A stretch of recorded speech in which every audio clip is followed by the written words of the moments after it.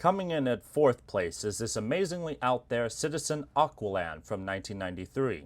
This is the newest watch in this round, the youngest by easily a couple of decades.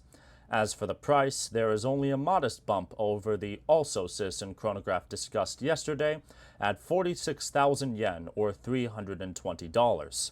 The first Aqualand, reference C0023, debuted at the beginning of 1985 and was the first watch to incorporate an electronic digital depth gauge. To be clear, depth gauge watches were not new at the time.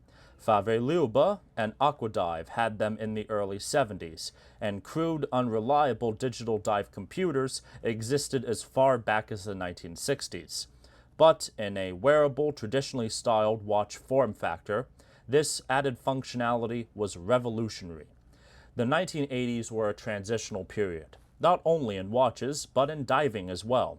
The days of a diver wearing a mechanical analog wristwatch to track dive times, paired with old-school no-decompression tables, were coming to an end, as watch technology and diving science looked ahead. The Citizen Aqualand bridged this era. With a dynamically updating, precise depth gauge, dive timer, and the no deco limits printed right on the rubber strap, this was a complete package with which a diver could safely carry out a dive, with all the tools necessary to limit overexposure to nitrogen and the dreaded bends. Additionally, the Aqualand stored the dive data so maximum depth and dive time could be reviewed and logged when back on the surface.